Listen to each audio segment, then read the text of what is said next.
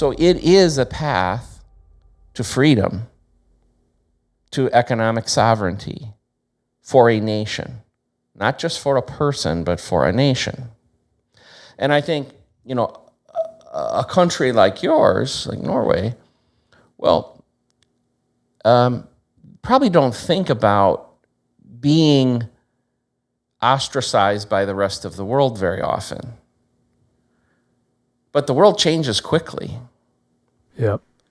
And I think it's very, very dangerous to assume as a country that you don't need that sovereignty. And I've given a lot of talks on this and I say, I think that in the coming decade, what we're going to see is a proliferation of countries entering the mining space. Bitcoin is the future.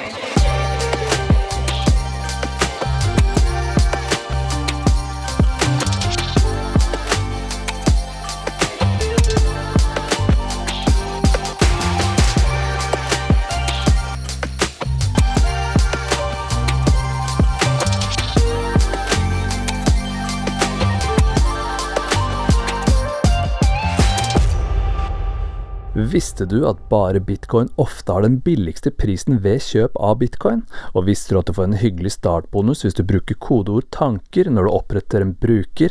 Last ned appen Bare Bitcoin på telefonen din, så kan du kjøpe, selge eller betale for ting med verdens hardeste penger. Bare Bitcoin, Norges enkleste Bitcoin-app. This episode is recorded from block height 963,047 and 1 Bitcoin trades for 622,204 Norwegian kroner.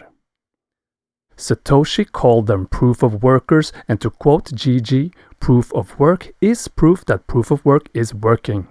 So, what made this guy go from computer engineering to getting his hands dirty in the Bitcoin mining business? Few mine business like Bitcoiners, but at the same time, few people step into minefields as often as us. Is it possible to change the world by just minding our own business, or do we have to repeat the same things over and over, especially to politicians? Today's guest calls himself an old yelling man, but I always listen when this boomer turns on the boom blaster. He's a technologist and entrepreneur with over 40 years of experience. He's a computer engineer and was one of the leading developers of the first laptop and sub-notebook computer. He's a Bitcoiner and a podcaster. He sits on the board of directors at Ocean and advises several other companies in the Bitcoin ecosystem. And last but not least, he's the founder and CEO of Barefoot Mining, where he's chasing wild horses and putting them to work as muscles to build the strongest computer network on the planet. What makes a successful guy like him get into one of the most competitive industries in the world? Why isn't he just chilling at the beach in Florida while sipping pina coladas? Did he fall into the Bitcoin rabbit hole head first, or did he walk in barefoot looking for space for the S19s? In Norway these days, there's a bipartisan push for a Bitcoin mining ban, so I'm glad I could call a friend to get some help to straighten things out. Hopefully his yelling is so loud that it will reach all the way to the Norwegian parliament. So, welcome to 21 Thoughts, Bob Burnett. How is life right now? It is hectic, Andreas. And thank you for the wonderful introduction. That was very nice. I appreciate that. And but it is a wild time in Bitcoin. That's for sure. And I found myself in the middle of a lot of it. And partly why I'm here is, as it's clear, I'm older, and I have excitement every day. Like you talked about the pina coladas. Like, pina coladas are great for a couple days. Yeah. But at some point, you got to do something purposeful with your life, and this helps me find that, right? Helps me feel invigorated and have purpose and feel I'm making a difference. So, yeah. I'm so glad you could join me for this conversation, Bob. Actually, I really need help from you because, as I told you in the introduction, we have politicians in Norway that are pushing for a Bitcoin mining ban. So I really hope you could help me to explain why that's a really stupid idea.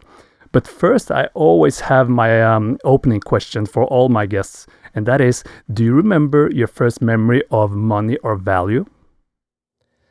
I do, and it involves counterfeiting. So That you have to tell. I have to tell this story, yeah. So I was obviously in a different era. It probably would have been about 1969 or 1970, right in that era. I was about 5 or 6 years old. And I lived in a small house, and about 3 blocks away, maybe a 10-minute walk for a little boy, was a small grocery store, family-owned grocery store. And my mother had given me some money, and she said, I want you to go to the store to buy a few things, like milk or bread or eggs or something like that, which nobody in their right mind would send a 6-year-old to do that today. But back then, that's the way the world was, right? Yeah. So she sent me to the store with the money. And as I got close to the store, there's a group of older boys, and they said, hey, Bob, you're going to the store, and here is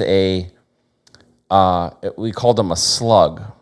And a slug was a piece of metal cut exactly the same size as a quarter, 25 cents US dollar. And they said, you can put it into the vending machine and you can get whatever you want. So I was excited by that. And I went into the vending machine. There was something I really wanted in that vending machine. And I put the slug in the vending machine, and it got stuck. It wasn't a good match. So I tried to get it out, and eventually I felt a tap on my shoulder, and it was the owner of the store, and he said, he knew me, right? He says, Bobby, what are you doing? And I must have had that guilty look on my face. And then he saw what happened, and he went to he picked up the phone, and he called my mother and said, you better come down to the store. Bobby's in some trouble. And so my first experience with money was trying to counterfeit. That's so funny story. So was this where the interest also for machines showed up? Well, probably not, but also that same era was the Apollo space missions to the moon. Yeah. And that's what propelled my interest in math and science. And I wanted to figure out, but my first dream, of course, was to be one of the astronauts. And then it was like, well, how can I help build these rocket ships, or build the computers, or build whatever that were part of this. And that really inspired me. There was a guy named Carl Sagan. Do you remember him? He was a famous physicist. And I would watch his TV shows. I'd read his books, and just that whole mystery of how big the universe was and all that really really amazed me. And interestingly, to tie it back to today, I still spend a lot of time reading about math and science, and I'm trying to read more about quantum mechanics and these sorts of things. But the sheer size of the universe, we come back, like we have this cold card exploit. Yep. And the as I'm sure you know, Andreas, Bitcoin doesn't use passwords or things like that. It uses it. I like to describe it as a game of hide and seek. Yeah. That you hide your coins on one atom in the universe. Like that, it's kind of like that. And if somebody can find what atom in the universe, in this vast universe, you can then you win the keys, essentially. But I think very few people understand the sheer size of the universe, and like even just, I'm holding up a bottle of water. I mean, there's a lot of atoms in this bottle of water, but by the way, the cold card exploit, which I don't think is a topic, basically they had reduced the set of potential hide and seek spots to about something less than the bottle of water instead of the whole universe. And but there's a lot of things in Bitcoin that work on this concept. It's what we're trying to do. We're trying to find a hash in the mining world that's in this same size of the universe space, and so anyway, that's part of the appeal of Bitcoin, is just the sheer virtual size of it kind of excites me. Yeah, agree. Do you remember your first memory of Bitcoin, or your first touch point? Yeah, well, there's the one that I ignored it, where somebody made a case for it and I didn't listen, right? And I was at the time, I had a computer company. We were actually refurbishing computers. We'd buy old computers from school systems and governments and upgrade the RAM and clean them and resell them. And so we had thousands of computers with at the time, this was still in the CPU mining days of Bitcoin. And one of my employees came and said, hey, while we're waiting to sell these computers, essentially, why don't we plug them in and mine Bitcoin? And my initial thought as an engineer was, well, how much power are they consuming and how much money do I get? Very fiat way of looking at it, right? With no real understanding of what Bitcoin is. It was more of a fiat transaction, and the math didn't look good because Bitcoin was, I think at the time, trading for $1 or something on that order. So I had an opportunity to be a very large miner very early. I had everything in place, but didn't get it, right? And it took another 6 years or so to come back and start to get it right. I really want to dig in more into the Bitcoin mining space, but before we go there, I have a question also of you, and that is, why do you think Bitcoin exists? I think it's because for 5,000 years, money has not worked for the people. There's always been corruption of money. It's always been manipulated. And this is an attempt. Many had tried before, but it was a continual attempt to try to find something that couldn't be corrupted. And this is the first one that I think has a legitimate shot. I think it would be hard to say that it hasn't succeeded. Has it fulfilled its destiny? No, but it at least succeeded thus far. But I think it goes back to that, because we can go back to coin clipping days with the Romans, and people doing all kinds of nefarious things with making coins where they're supposed to be pure silver, but then they put tin in there, or these different things to dilute the value of what was supposed to be money. Typically governments at the base of it. So I think it's easy to say it's about separation of money from the state, and I think that's truth of it. But I think fundamentally, like first principles, it's like, how do you stop it from being corrupted and mismanaged? Do you think that was a radical idea before you went into the Bitcoin rabbit hole? To a certain degree, I think one of the epiphanies was that Bitcoin, that money was not the purview of the state.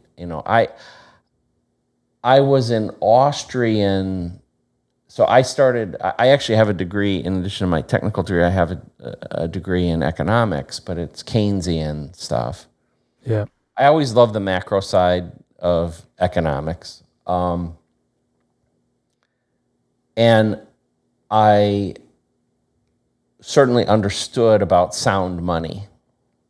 But even to the degree I believed in sound money previous to Bitcoin, I still thought about it in the context of the state, and I believed in like small government, was not a fan of central banks. I wanted them to be very well managed, which a gold standard, for instance, would create that, right? But the actual complete separation of money from the state, that was a radical concept to me. And it took just because I had spent at that point probably 55 years of my life not questioning that. So it's almost disturbing. It's almost like where, the universe doesn't have to work the way that you think it works. That creates an inner turmoil. It makes you start questioning other things, by the way, too. Once you accept that and realize, oh no, that's not true, then you say, what other things might not be true? So I think that's why so many Bitcoiners are drawn to conspiracy theory. Either they were drawn to conspiracy theory to begin with, and then Bitcoin appeals to them, or they find Bitcoin and then they start to question other things. And I think that's the more common situation, that you find Bitcoin and then you say, well, what else isn't real, or what else could operate differently, or what else have I been lied to about? Like, those are, I think, common paths, and I went down that one. Yeah. Do you think it's even harder for successful people in the fiat world to understand Bitcoin? Yeah. In fact, people get angry. So I do a lot of public speaking. Yeah. And I live in South Florida, by the way, which is an area with a lot of wealthy, older people. And I'll get asked to go speak at different functions, right? And I'll give a talk, what we in the Bitcoin world would call newbies, and there are people within those rooms that became extremely wealthy based on the fiat system.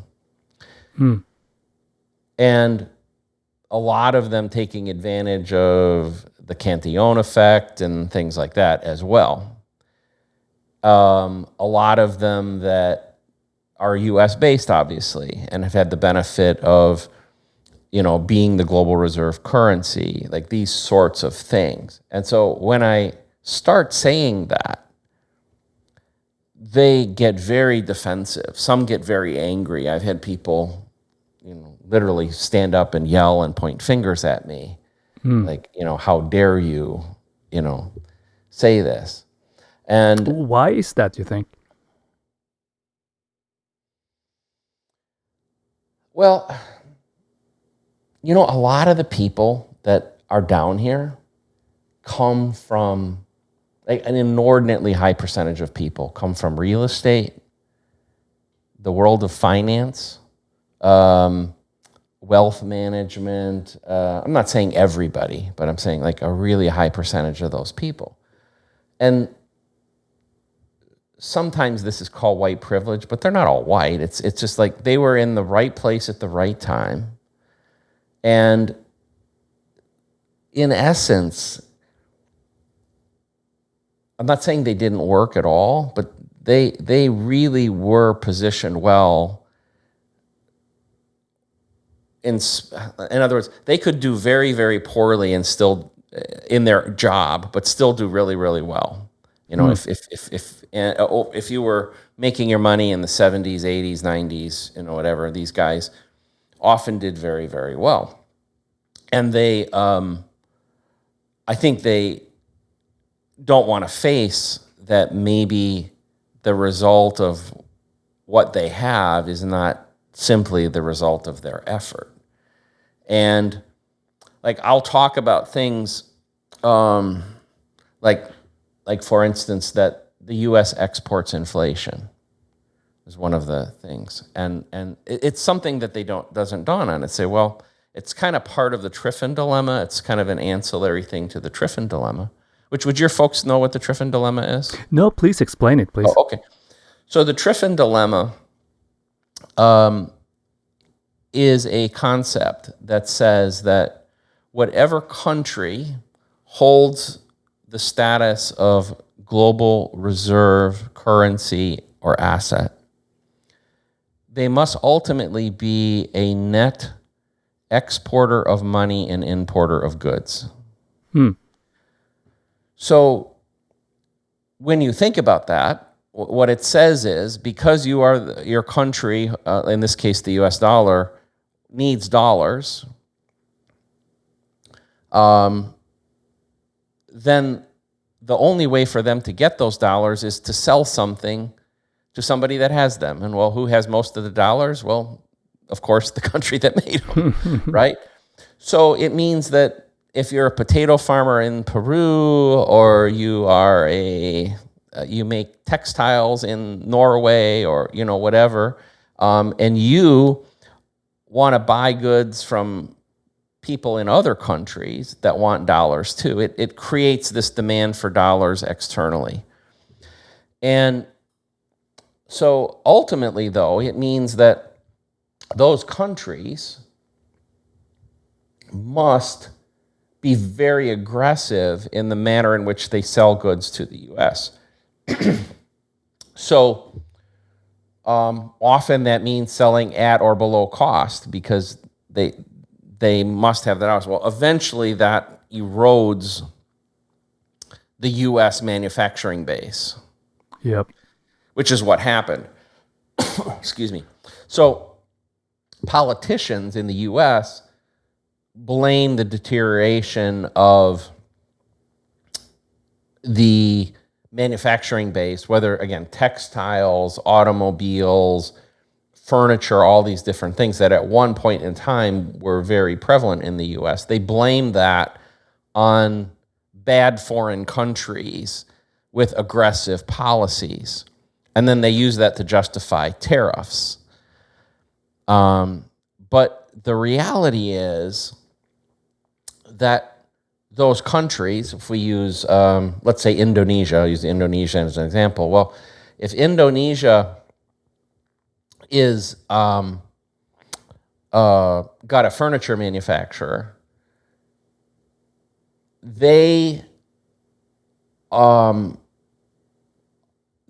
going to do whatever they can to acquire dollars. So I should be a little more articulate with this. Let's say there's an Indonesia manufacturer. Now, he gets some of his goods in Indonesia, but he has to import some of them from other countries too, right? Yeah. So he needs, and he exports to countries other than the U.S., but he's got to have dollars to buy brackets and screws and maybe certain types of wood and like these sorts of things. So in order to get those dollars, he might sell goods to the U.S. at cost just to get the flow of dollars in so that the rest of his business can work. So it's not that his goal is predatory and that he wants to put U.S. furniture manufacturers out. It's the fact that he must find a way to acquire dollars, otherwise he can't be in business. So all of this is the result of the Triffin dilemma, and that's why historically the global reserve currency is something held by any one country for like 100 to 150 years, because eventually it erodes this. Yeah. Whether it was the Dutch, whether it was the Spanish or the Portuguese or the English, it's the U.S. is in this position now. And probably you could argue, when did the transition from the British pound to the U.S. dollar happen? But somewhere between World War I and World War II is when that happened. So that means we're probably in the latter stages of the U.S. being the global reserve currency. And this point I was making about exporting inflation. So if this country, this company in Indonesia has a bunch of dollars, though, what happens is when the U.S. prints money, that Indonesia guy gets affected, the same as the U.S. people. So unlike a country whose currency is only consumed locally, like probably your currency, right? It's probably only consumed locally. So if you guys print money, it's only the people inside your borders that feel it. But in the case of the US dollar, it's felt by all these other people.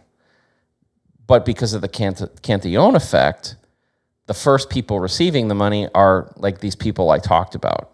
So I know that's a long-winded, complex thing. Hopefully people were able to follow me on that. But Bitcoin, I should point out, the way you stop the Triffin dilemma is you have a currency that is not controlled by any country. And now the global marketplace becomes level.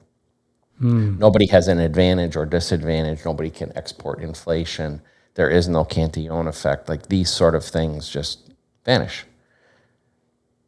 Do you feel like Bitcoin is the first truly free market?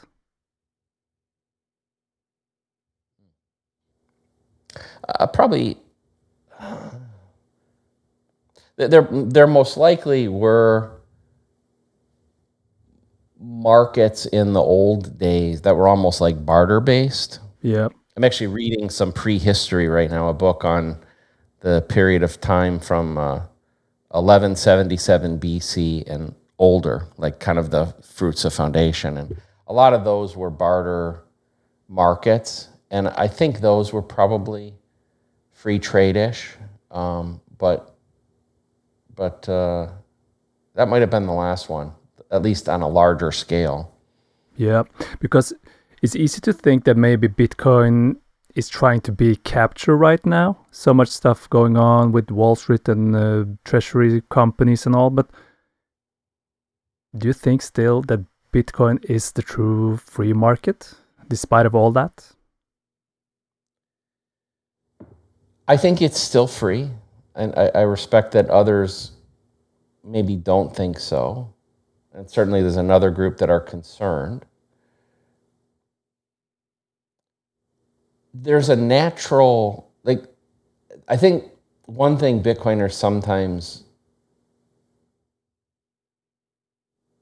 kind of forget or they miss is that there's really no way for, if we call the destiny of Bitcoin to be the world's global settlement layer, let's just say that.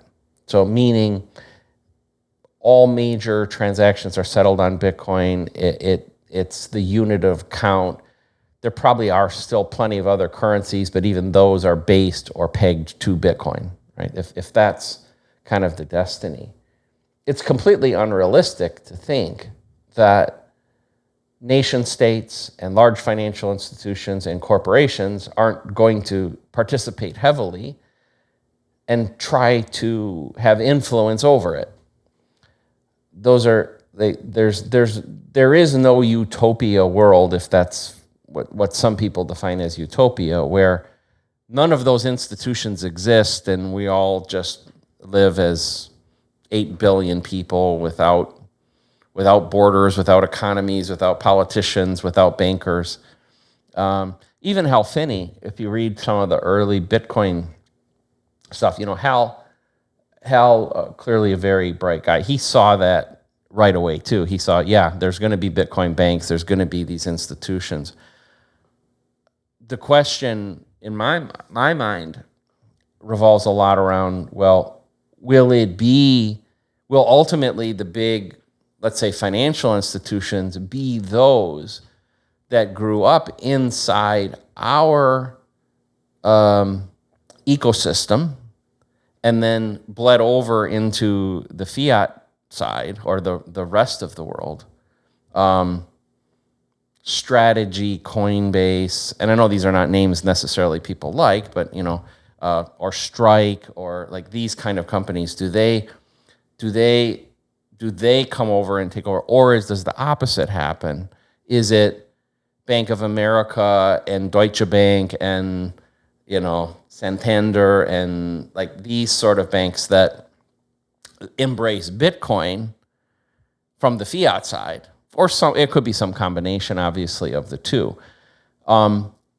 the thing that has surprised me was how quickly, and I know this disturbs people because we have the BlackRocks and Fidelities and all these others involved, how quickly the fiat side, they either saw the threat or they saw the opportunity, it's hard to say which, and started embracing it. And they're going to be hard to beat because they are so big and they have so much money and so much infrastructure. I'm not saying there's not an opportunity for some people to grow out of this ecosystem and have an impact, but I think it's pretty clear that they reacted. And I wasn't sure they were, because history is littered with, like here in the US, I don't know what you guys had, like Blockbuster Video, who did not see the streaming video, coming about and got overrun. But the financial institutions, there's a lot of smart people there. And I think my guess is they're risk averse. That's one of their assets. And they saw a risk, and their embracing of Bitcoin has a lot more to do with mitigating risk than it does with exploiting opportunity. But here they are. That's interesting. Do you remember when you felt like Bitcoin was a risk-off asset? Well, I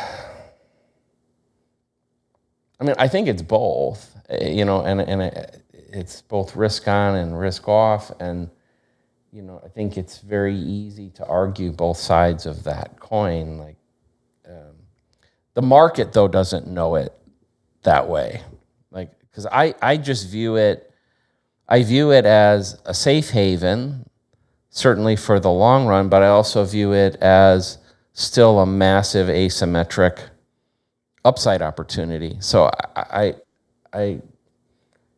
don't. But what's frustrating is the difficulty I think all of us have had of getting the people participating in Bitcoin, even these institutions like we just talked about, because they look at it as a risk, like, hey, this thing is emerging. It's a potential new monetary system. It already is a large asset class. So we better get in. They're not getting in because they're saying, oh, we need a non-inflationary form of money. We need an immutable ledger. Like they're not doing it because of those things. They're doing it to protect the fiat side. And so that doesn't allow them, at least at this point, I think, to assess properly what is it. Because you also see people like, we constantly see references of Bitcoin to fiat things. Oh, does it follow M2? Does the price follow M2? Does it track with the S&P? Does it, like, we always hear these sorts of things, and they're not really, when people do that, it means they're not first principles oriented. They're not thinking about Bitcoin in, I think, the context that you and I do, or that we're kind of discussing here. Yeah. But I really want to take it to the Bitcoin mining. That's your expertise, Bob. And politicians in Norway, bipartisan push for a Bitcoin mining ban. Why is that a really stupid idea? Well, there are two reasons I think it's a stupid idea. The first we kind of touched on a little bit, but I'll just pull on that string just a little more. I mean, if Bitcoin is a global settlement layer, if its destiny is global settlement layer, then a path by which you can acquire Bitcoin in an unencumbered fashion is mining. right? So it gives you access. And I'll use it as an example. North Korea mines, Yeah. okay? And say what you want about North Korea. I'm not here advocating for North Korea. But they're not liked and respected by a whole bunch of the world. Their local currency has no meaning to the rest of the world. They're cut off from access to acquiring dollars, at least in any sort of traditional way, which is the global currency. But they can make Bitcoin every day.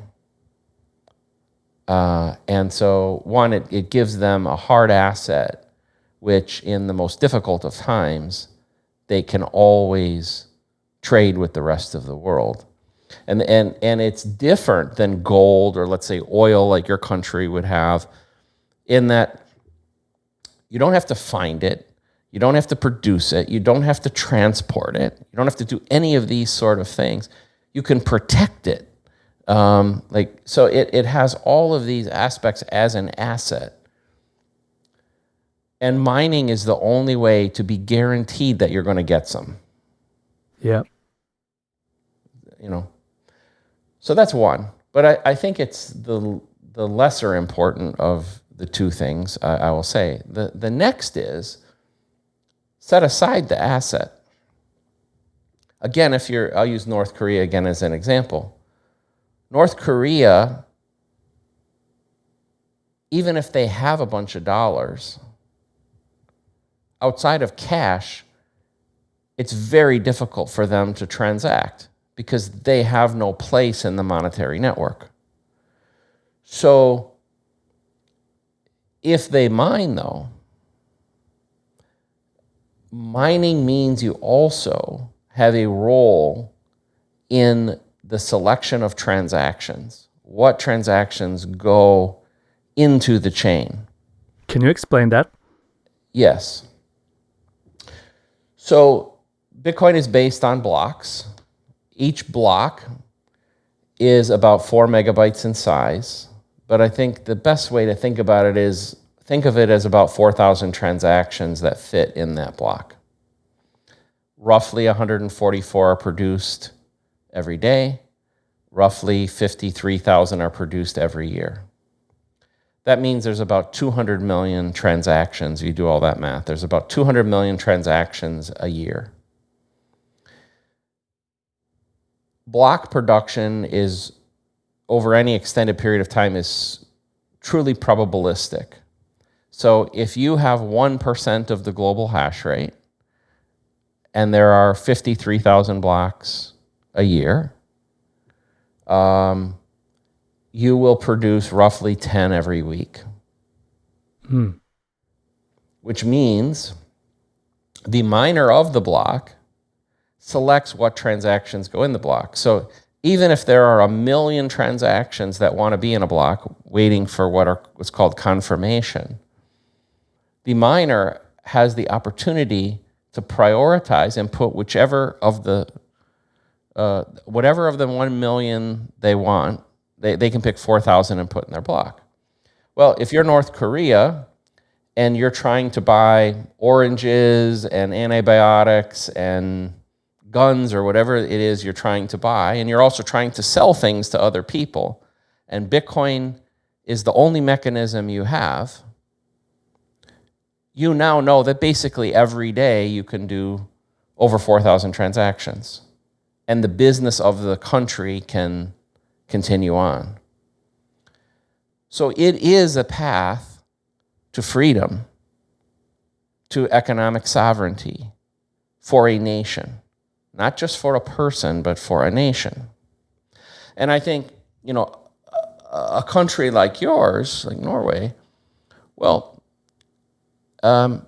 probably don't think about being ostracized by the rest of the world very often. But the world changes quickly. Yep. And I think it's very, very dangerous to assume as a country that you don't need that sovereignty. The cost of that sovereignty would be like in the case of Norway in current terms, probably a few $100 million a year. And most likely, you'd at least break even generating the coins, right? So you would if a country like Norway went in, put a couple $100 million in, they could control at least a couple blocks a week. They would have a source of currency that cannot be impeded no matter what changes in the world, no matter how the global conditions change. And they would also own a piece of the network by which those transactions occur. And I've given a lot of talks on this and I say, I think that in the coming decade, what we're going to see is a proliferation of countries entering the mining space. And it will be a lot more about having the ability to control blocks, or what I call block space control, than it will be with the actual asset. Because it's almost part of the defense system of the country. It's the financial system of last resort. Example, by the way, would be, let's say a war breaks out. Let's say the country has a difficult time. The existing financial system is blown up, probably in a literal sense. It's blown up. Yep. Well, you would have when countries fail, historically, the number one way in which they fail is when they can no longer pay their soldiers, police forces, and those types of people. Well, Bitcoin would give a country like Norway a mechanism by which it has a currency it can keep its troops paid with, that it can keep its police force in order, that it can buy arms and guns and these sorts of things. So, at a minimum, I would think that the Norwegian military should be saying, hey, this is a critical component of our future, of our safety, our safety in the future. This is so interesting to listening to, Bob. And also, Norway is the third world most energy-dense country in the world. Right. Do you think we're too late to pivot into having a big scale Bitcoin mining operation in a small country like Norway? How many years do we have to get a big piece of the block space or controlling the hash? Well, I think it's not too late. I think we're still at a point where as I mentioned, probably for a couple $100 million, everything is fine. And you'd have enough infrastructure that you would be generating blocks on a very regular basis. So it's a very, very small outlay. I don't think that, but then it'll have to be maintained, right? So I think what's critical is to keep at it. So when politicians are so hostile towards the Bitcoin mining industry in Norway, where should we start to, or how should we explain to them? Where do we start to get them to see the value of mining Bitcoin, or do they have to become Bitcoiners first? Well, let me ask a question first, and that's, when did the hostility? Two questions. When did the hostility start, and why do you think the hostility exists? It's been, I guess, now 2 or 3 years ongoing. They've tried to have some, loopholes so they could have the ban going through easier, because they haven't gotten the ban through due to EU regulations. It's not allowed.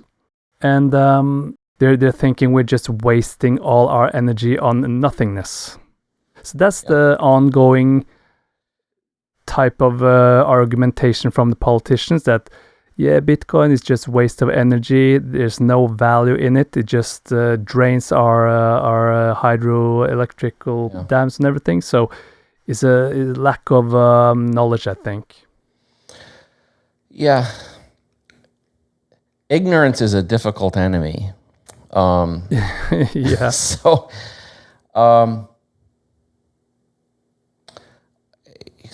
a few thoughts. The first one is there seems to have to be some change where they understand it's not just a speculative asset. It seems like it's interesting that they seem to then be stuck in a mentality that's about a decade old. Yeah. That most of the world has moved on from, but that you're still facing for some reason. It's probably good people like you are doing these shows to try to educate, and hopefully it will proliferate. But I think that's one factor, and that's a hard one. That's a hard one.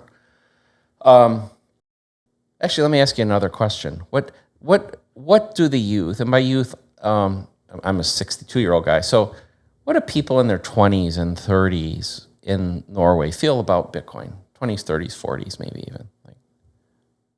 My feeling is that not so many know about Bitcoin at all.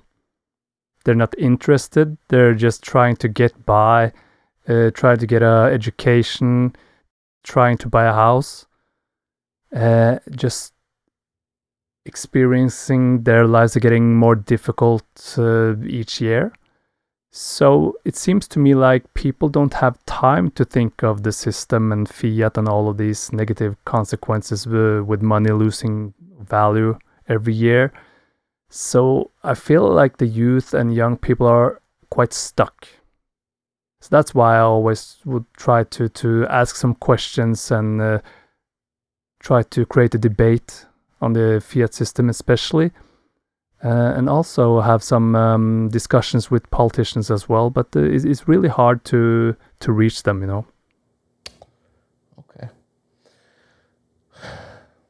No, that's all. I think it's imprudent to find a way to energize that base. It's interesting that you have a group who's struggling, like you said, maybe to get a mortgage, to buy a first home. And it hasn't dawned on them that maybe the problem is the money itself.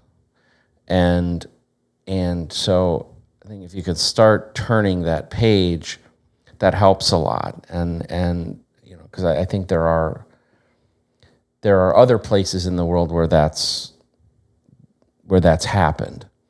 It's also interesting that at the institutional level, that the big banks in Norway, the big financial services companies in Norway, must be paying attention to what BlackRock is doing, what Fidelity is doing.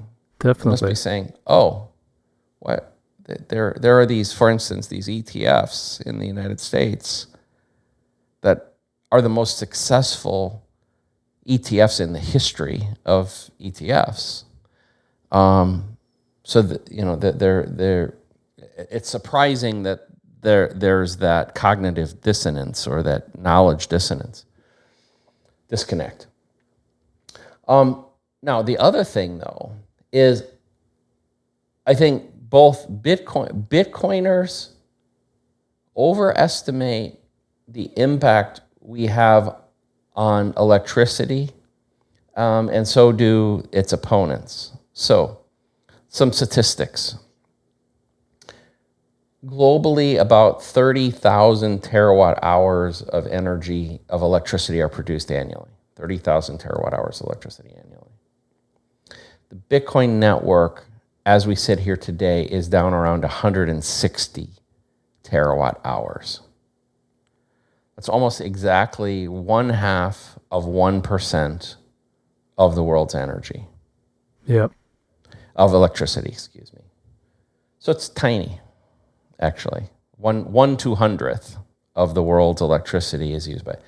And that electricity that is used by Bitcoin, if you break it down by industry or by source, it is the greenest industry on the face of the earth. We use more solar, wind, hydro than any other industry. And why do we do that? Well, it's not necessarily from the perspective of some ecological mandate. It's economics. And the economics say that places that are heavily dependent on those types of energy often have opportunities for the cheapest energy because it's not produced in sync with the demand in that area. So what does that mean? It means the 0.5% that the Bitcoin network is using is in a lot of cases energy that would have otherwise be wasted anyway. So it seems completely illogical to say that Bitcoin is wasting energy when what it's doing is finding a purpose for wasted energy. Yep. Again, though, I think you probably have a lot of closed ears, right? That they just shut off. And that's a hard problem. Like I said, it's, either ignorance and apathy are both pretty difficult enemies to come about. I can say I've spoken in different governments around the world, including like El Salvador and the Czech Republic, and I've gone and spoke with senators and here in the U.S. too, testified, and it's amazing how preconditioned so many of these people are, and the only way I think to overcome it is there has to be something compelling.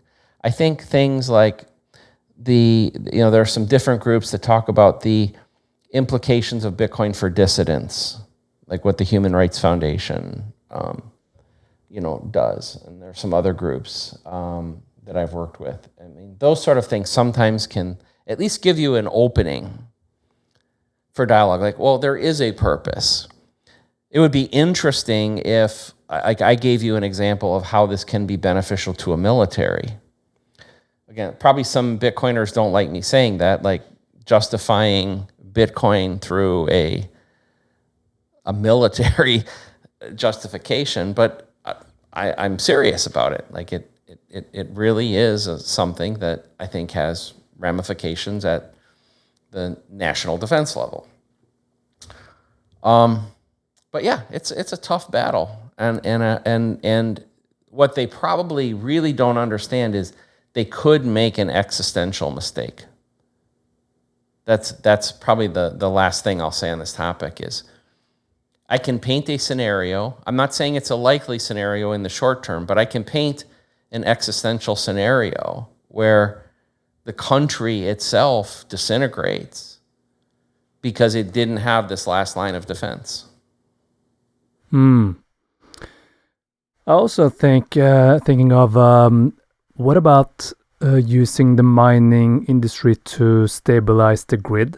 Is that something that could be beneficial for the Norwegian electrical grid?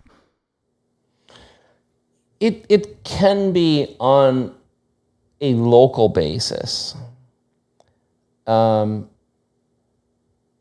we when I say we, I mean the Bitcoin network. We use 0.5% of the world's electricity. And that's what the economics justify. If the economics of mining improve, we'll consume more. If they deteriorate, we'll consume less. Because, for instance, measured in US dollars, this year, total mining revenue for all companies, including mine, will be $10 billion. So that establishes essentially the maximum budget we could spend on electricity, $10 billion. Well, that's a pretty small number. So I think strategically done, pick a region of Norway that, maybe it's a major city, or maybe it's a major port, or maybe it's, some area where you say, this is where the electrical infrastructure must be indefensible or impenetrable, and we want to make sure nothing bad happens. Then it can balance that grid. It can be a curtailment point. All those things that Bitcoiners, I think, they use those terms a lot, right? Demand response, curtailment, base load, blah, blah, blah. They're all true.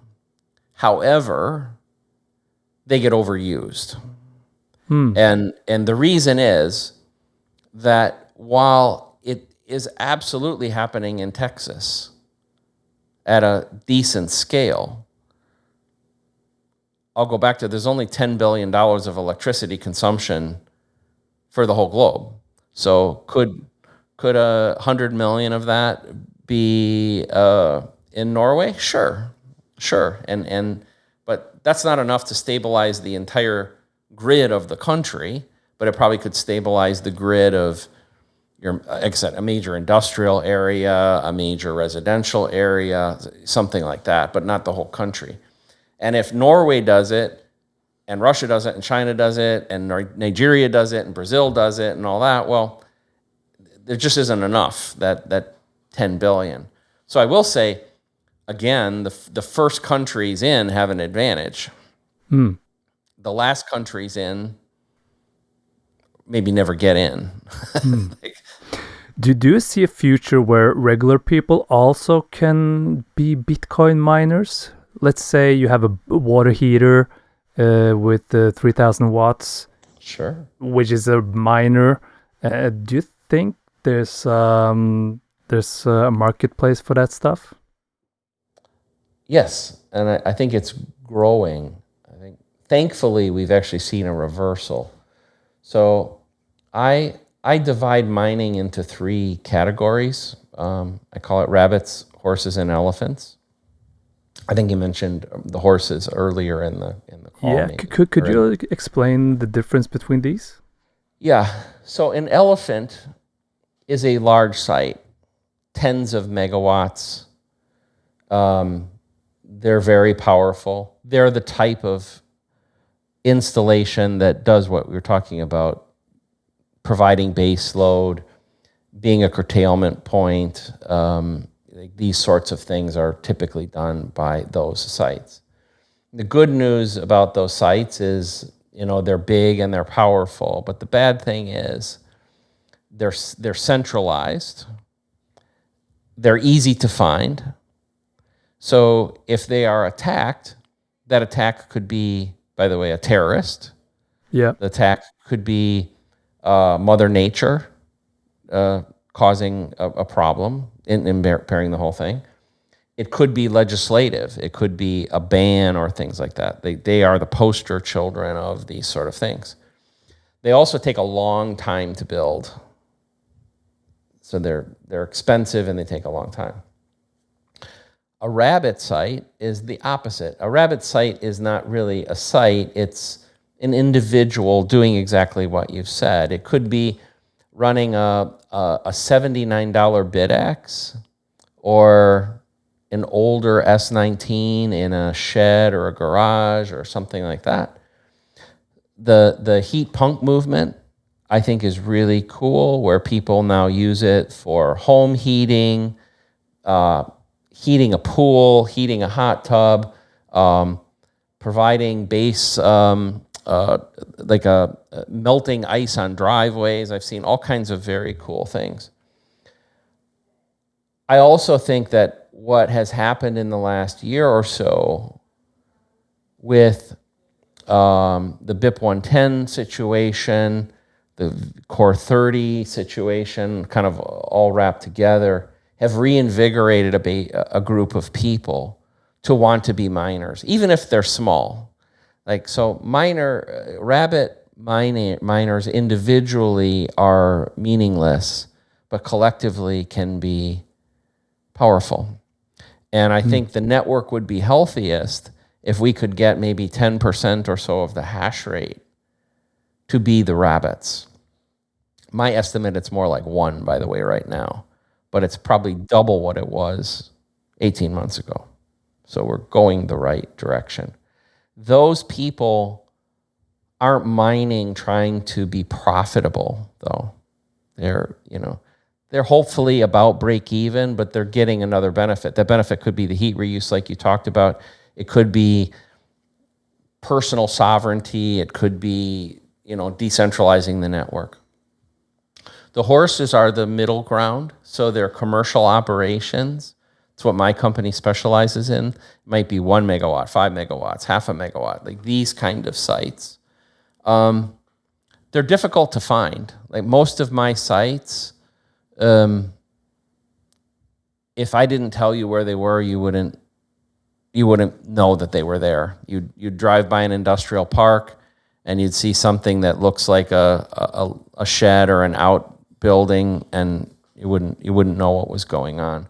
Or when I do off-grid, which is what I'm really focused on these days, they're so far away from society that you couldn't find them because they're just, they're next to a natural gas well, or we've rehabbed an old hydroelectric plant.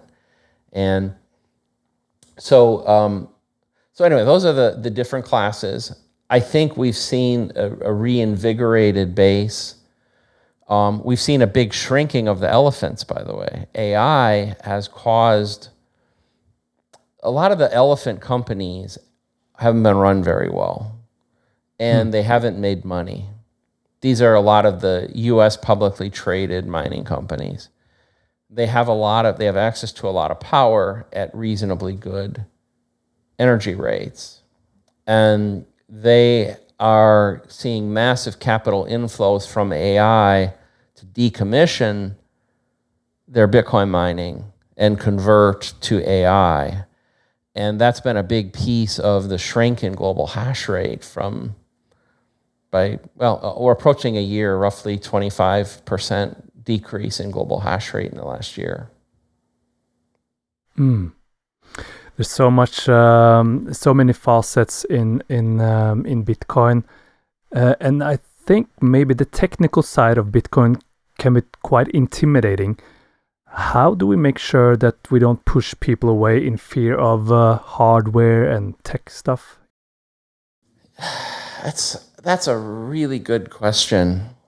You mentioned I came from the very early days of the personal computer industry. And this was the fundamental issue we faced in the early days of the personal computer, was that the early personal computers, let's say from the 80s, late 70s and into the 80s, they were very difficult to use. By the way, they would lock up, a lot of bugs, a lot of issues.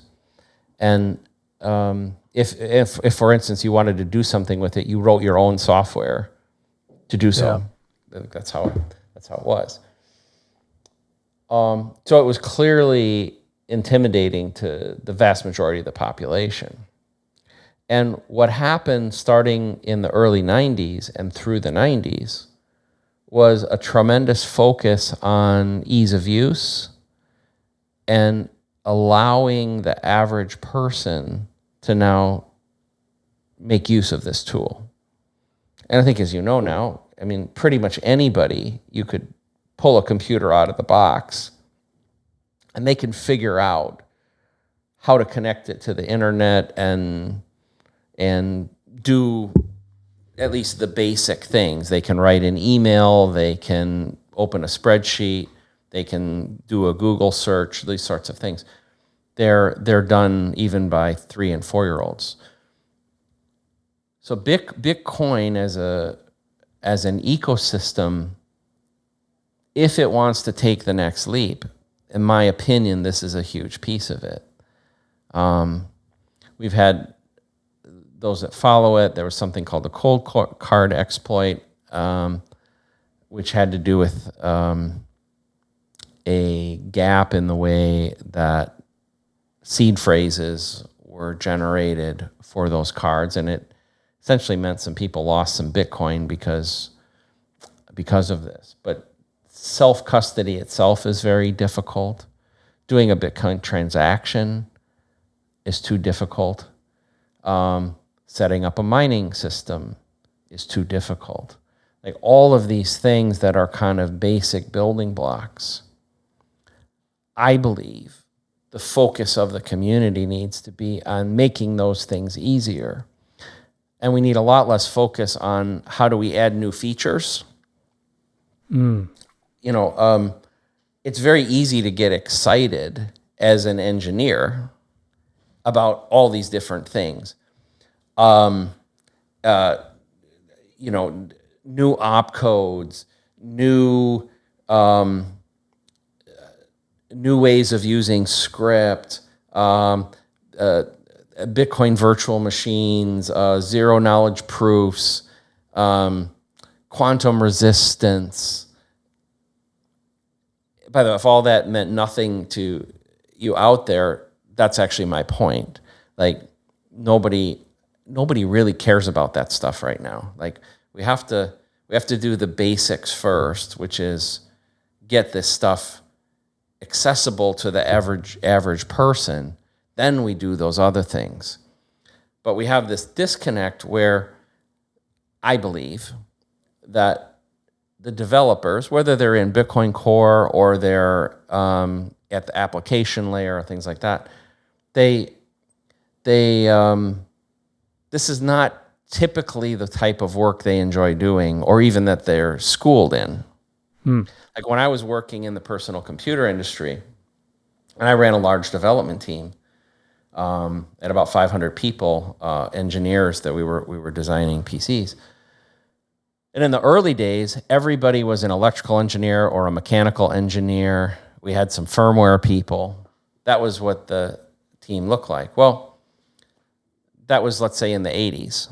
By the time we got to the mid-90s, about a third of the team were people who were usability engineers, human factors engineers, people that worried about where was the on-off button for the computer. Simple things like that. How does the button feel when you push it on and off? Do you know that it actually went on or off? Like these sorts of very basic things.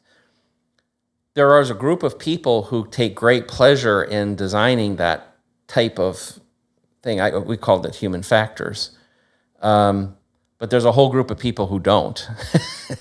And we're largely a community of people who don't appreciate those things today. I have a question. If Bitcoin is a human and mining is the muscles, what kind of shape are we in? Arnold Schwarzenegger, Bruce Lee, or Notorious B.I.G.? Oh, man. or none of them. Okay, we had Notorious B.I.G., we had Arnold. What was the other one? Bruce Lee. Bruce Lee. Wow. Well, of those three, we're closer to Notorious B.I.G. than any of them. I mean, and by the way, I'm assuming we're talking about a live version of Notorious B.I.G. Yeah, definitely. We're not dead. But yeah, I think we're getting healthier. So from one perspective, the network is very strong. It's very big. There is a massive amount of horsepower. Bitcoin at the base layer is still undefeated. So from that perspective, we're in good shape. However, decentralization is crucial to the actual health of the network. So even though we could be big and strong, I think we're too centralized. We're too centralized because the elephants had too much of the hash power. That part is kind of self-corrected a little bit. We went from probably 38 to 40% of the network being held by roughly a dozen companies that were in the elephant class to about 28%.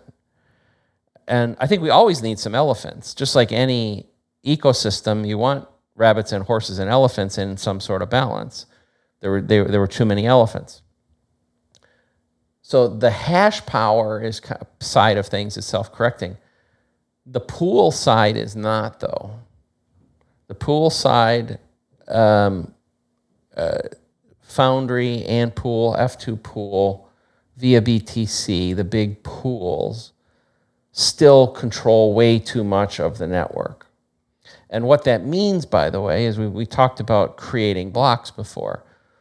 Who selects the transactions that go in the blocks? Most of the time, it's one of those companies I just mentioned. Almost all the time, it's one of those. You mentioned that I'm on the board at Ocean. We created a technology called Datum, which allows miners connected to Ocean to still be part of a pool, but they get to make their own template. And that's what Barefoot does, as do hundreds of others. But there's, I don't know, 2-ish% of the global hash rate, 2.5% of global hash rate is doing that, and the rest is still over there. And that's a dangerous position. So is it a death point right now? No, it's not. But we're not healthy, and I think Notorious B.I.G. is probably a good thing, because there's still time for Notorious B.I.G. to become fit and trim. Yeah. Like, if you're in that shape, you can still become healthy, but what you can't do is get to the point where you can't recover. Right? And there is a point of no return. So we have to be careful. But Bitcoin's probably always going to face that. We're probably going to always face this tussle between, especially centralization forces and trying to keep it decentralized. And the only ammunition we have is our plebs, and the plebs have to be engaged socially, and they have to run nodes. And if they become a miner, even better. But those are the tools that the plebs have. They should not. Just like sometimes it's difficult to get people to vote in elections because they think that their vote doesn't matter. Oh, there's 6 million people voting. What is my vote? Well, we can't fall victim to the same mentality in Bitcoin, because each of you that's part of the ecosystem, each of you that owns Bitcoin needs to be active in the ecosystem. I call being a citizen of Bitcoin. You must be a citizen of Bitcoin, and there are certain duties of a citizen. I totally agree. I maybe would like to go in for landing on that note. But I have one question left, and that is, has Bitcoin changed any of your life goals? Yeah, it did, because at my age, I have 7 grandchildren, and I used to think of my life as you get in the later stages. My life was, well, certainly I want to enjoy my life, but I also want to do my very best to provide something for my children and my grandchildren so they have a life. But I usually thought about it in the context of, are they educated? Do they have a little bit of money? Are they safe? Are they physically in a safe place? That was the way I thought about it. And now Bitcoin changed me, so I think about it in the context of, can I give them a world in which fairness exists? And then that extends not just to my kids, but of course to everybody. And it's very similar to, I came out of the personal computer world, as we've already discussed. And probably most people don't think about this, but the personal computer was the decentralization of computing. And it spawned the revolution. The internet doesn't happen without that. Nothing in today's digital world happens without that. because prior to the personal computer, we called it a personal computer for a reason. And it was because prior to that, computing was a permission service controlled in a central location by a corporation or a university or a bank. And if you wanted to run code, you must seek permission to run that code. And so the personal computer freed the world from that. And a lot of people think about the internet being the enabler, but it obviously I'm biased. It wasn't. It was the personal computer that caused this revolution. So the internet is a side effect of the personal computer. So it's the same for Bitcoin. Like we have to keep Bitcoin in this place where it can be used by everybody. It can't be controlled. And so I think that's what I'm working on now. I mean, certainly my goal is to do that. And I feel like I'm really blessed to have been able to play a role in a couple of these, I think, seminal moments in human history. Like really, really fortunate to do that. And I feel a responsibility and obligation to it. And if for no other reason than when I see my grandkids, I know what I'm fighting for. Because like I have 2 grandkids that are less than a year old. And so they're going to be alive in the next century. They're going to potentially be alive when the last Bitcoin is mined. So what is, and which is pretty cool, by the way. Like, think about it. They'll see all that. You're doing a great job, Bob. It's always really interesting to listen to your thoughts and experiences. Before I let you go, I always end my episodes with some dilemmas that the guest has to answer. Okay. Are you ready? Okay, let's go. Freedom or security? Freedom. Wild horses or white rabbits? Wild horses. Bitcoin is anti-fragile or Bitcoin is the antidote? Oh, you got me. Antidote. Number go up or knowledge go up? Oh, I love that. Knowledge go up. Love that. Wall Street will change Bitcoin or Bitcoin will change Wall Street? Wall Street will change Bitcoin. I know people hate that, but... Bitcoin makes nerds look cool or Bitcoin is the revenge of the nerds? It's revenge of the nerds. It feels like we're too late or it feels like we're too early? We're too early, but we're getting there. Like it's almost time. It'll flip quickly. Bitcoin is under attack or Bitcoin is attacking under the radar? I think Bitcoin is always under attack. Always. It will always be under attack. Bitcoin makes people talk or Bitcoiners make people shut up?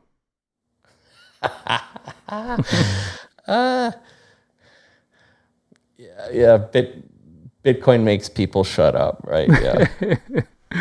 and last question here, Bob. Who is Satoshi Nakamoto? I like the special that it was, a combination of Friedman and Finney. So I think, or was it not Lex? What was his name? No, Len. There was a special done recently. I haven't seen it actually. Oh, I think is it Grossman? I think it's Grossman and Finney, but yeah, I think it was a tandem, as documented in a recent. I think it's on Netflix if you're looking for it. For all my listeners who want to follow you, where do we find you on the internet, Bob?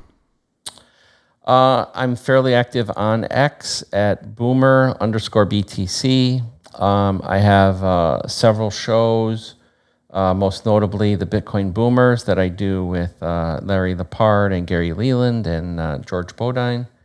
And then I have a show called Old Man Yells, which is me doing just that. That is beautiful. People have to check out everything Bob Burnett creates. Big source of knowledge. So I would like to thank you so much for your time, Bob, and have a nice evening. Thank you, Andreas. Bitcoin is the future. La meg ta deg tilbake til dagen den gangen da Bake satt kaffen i halsen den dagen da Satoshi tok saken i hendene og frigjorde penger. Kutta korrupsjon, kutta lenker, kutta alle bindeledd fra forbindelsen til Fed. Kutta løgn, kutta gjeld, kutta bank, kutta spread. Og for de som ikke vet, la meg bryte det ned. Det hele startet med et brev med en viktig beskjed. Det var på 9 sider og det var en enkel idé. Det fjerner vekk all støy og kalles BTC. For når vi fjerner inflasjonen, fjerner regionen der alle tilbyr tronen til de som skaper kronen, da sitter vi igjen med det vi kaller spenn, som ingen folk kan trykke ut av ingenting med fingerskinn. La meg ta deg med til byen min der alle banker samler, alle sammen sparer gryn inn. Ta fra de som tar fra tid, gi til de som tenker selv. Ta fra de som ønsker makt, gi til de som mener vel. Det at banken skaper pengene, ta fra alle trengende. Vi gidder ikke å være med på det der noe lengre. Alle burde få lov til å skape noe, spare litt, men fanges automatisk i et økonomisk mareritt. Livet skal ikke bare være jage etter smulene, men skape noe meningsfylt og fly med alle fuglene. Frihet ikke bare en enkel tanke, men hva gjør du når penger dine taper skiverdi, så faktisk blør du. Tenker at du burde tenke på og tenke lurere, men alt det der masse gjør jævla mye surre. Skjønner at det ikke lett og alltid tjener fett, men faktisk du bare en liten brikke på et brett. Og spillet det rigget dessverre min gode venn, og det spiller ingen rolle om du spiller om igjen. På tide å løsne huet fra matrisen, trekke ut kabelen ned, og du må våkne opp, du må kutte den jævla snabelen som stikker ned i lomma di og ta fra deg verdi. Når alt kommer til alt, så handler det om faktisk tid. Tid til å gjøre ting, ting som gjør deg glad, ting som føles meningsfylt og ting som gjør noe bra. Tusenvis av drømmer for alle som alltid rømmer, tusenvis av blikk mot en håpløs politikk. Der hvor noen styrer spillet mot en undergang i grunn, der hvor ingen får noe pusterom og alle holder munn, der hvor ingen tør å si en dritt fordi man alltid tier sitt, og ingen har noe baller til å tørre å stå for livet sitt. Ekko bare gjaller som et ekkelt hakk i plata, putt noe på noe lott og selv om konto den skrapa. Havna ut på gata, hørte alle prata, men ingen gadd å gjøre noe og fikse der det starta. Gang etter gang, nok nok, på tide å fikse systemet slik at da alle forstår. Blokk etter blokk, vi snakker penger med folk, det Nakamoto-ga til verden helt nytt språk. Pengeparadiset der hvor banker trykker penger, uten at det koster noe, det funker ikke lenger. Banker skaper para, og mens bitcoin reparerer, blir bankene en parodi på pengenes problemer. Para har en pris, men har ikke noen prins, og selv om du har para det kø i paradis. Og den som stacker sats digger paradigmeskift, mens den som mister makta blir paranoid. Som en stoner på weed, som en gærning på speed. Det nødt til å bli en kollaps over tid. Ta meg på mitt ord og rop det ut i kor. Penger i åra gjør jeg hekta på grid, så hvordan funker en idé i form av en beskjed i en åpen digital hovedbok og lommebok? Det første som må skje at lovene må med i noden et sted overalt på denne jord. Så kommer alle de som miner med energien sin og gjetter på noen tall og regner med synergien sin. De åpner opp noen veier for hele verden til å sende det de eier. Transaksjoner transporteres jorda rundt med lysets hastighet og låses til en blokk som faktisk skrives inn i evighet. Blokkene de dukker opp i snitt hvert 10 minutt, og som bygger på en kjede med en start, men ingen slutt. Og gaven for å gjøre denne jobben, det bitcoin. Eneste blokk krypto som ikke en shitcoin. Alle burde vite det, men ingen vet en dritt om. Penger som harde, det gir rom til ekte rikdom. Blokk etter blokk, folk har fått nok. På tide å gå fra det gamle, for alle vet det stopp. Ticket til topp, 256 i en tropp. Vi fikser verden med penger som ikke har noe topp. Du nødt til å studere penger, spesielt hvis du ung. Ikke alltid fall for kjappe løsninger og bli sittende dag inn og dag ut med huet i en skjerm. Det handler faktisk om tiden din. Les bøker, hør på 21 tanker. Ikke sluk fastsatte sannheter som om at man er nødt til å skape penger ut av luft for at du skal klare å forsørge deg selv og livet ditt. Opplest og vedtatt betyr nok antageligvis at det burde vært oppløst og nedlagt. Studer bitcoin.